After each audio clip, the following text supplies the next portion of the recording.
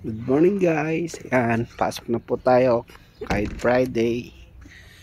So, ito yung aming location. Ayan. Yan po yung room ko. Dito sa Jabalos, SG18. Kaso wala siyang nakasulat. Kasi kapipintura lang.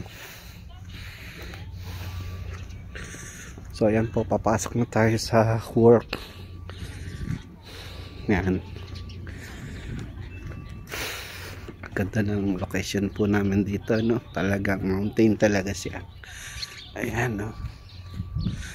So beautiful.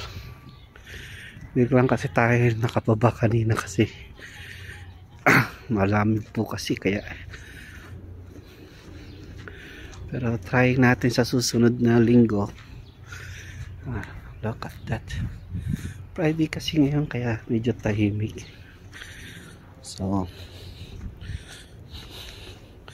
ang pasok kasi rito ng mga trabaho around 5 o'clock. Yan, napakarami na pong tao dyan. So yan naman po ang senior mess hall, senior room. Yan. So maganda po talaga siya dito. So beautiful, nice and cold.